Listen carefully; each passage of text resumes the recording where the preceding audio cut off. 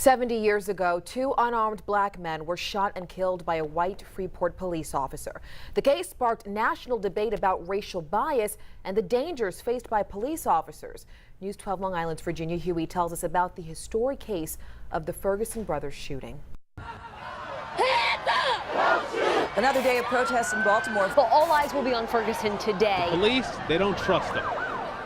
The high-profile deaths of Michael Brown and Eric Gardner are part of a long, painful history of deadly confrontations between white police officers and unarmed black men.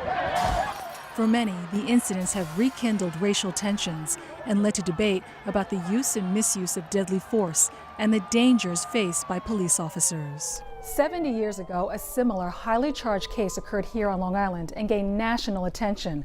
On February 5th, 1946, Freeport patrolman Joseph Romica shot and killed two brothers, Charles and Alfonso Ferguson. It happened after the two men, along with their other brothers, Joseph and Richard, were denied coffee at the Freeport bus station's tea room. Charles got into an argument with the owner, accusing him of discrimination. The owner then called Officer Romica, who stopped the brothers and lined them up against the wall with their hands up.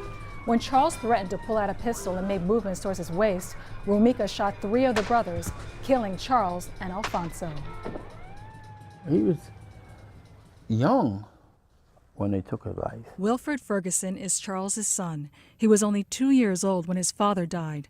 Wilfred believes Romica pulled the trigger because the Ferguson brothers were black. Yeah, he was a racist. He knew he was, because of not only taking a life on an assumption, but why did the other guy get shot?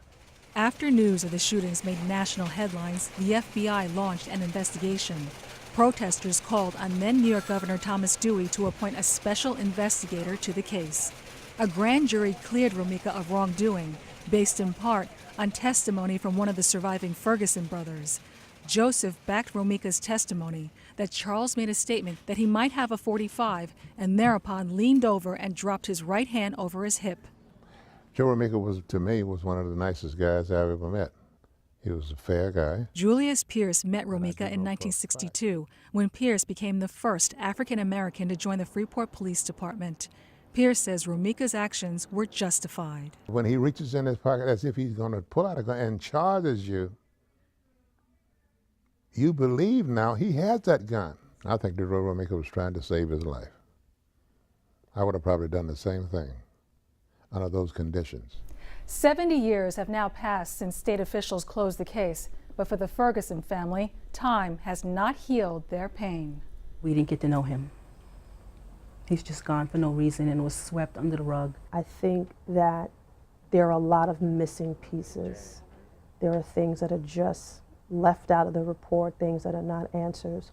Charles's family says justice was not served because state and federal investigations determined Charles did not have a gun. And he felt he had the authority to take their lives. And he did, because of his badge, because of his uniform, because of his gun. It is a point of contention still debated 7 decades after the shooting. I don't think that Joe Romica went out and just shoot them because they're black fellas. He was basing his information, his action, on the fact that the man says, I got a gun. You just can't kill people and get away with it. In Freeport, Virginia Huey, News 12, Long Island. The Nassau DA absolves Joseph Romica of any criminal charges after a grand jury hearing. Romica was cleared a second time by a special investigator appointed by the governor and attorney general to probe the shootings. Romica ended up staying on the Freeport police force, and years later, he was put in charge of the Freeport Police Boys Club. For extended interviews and more information, head to channel 612 on news12.com.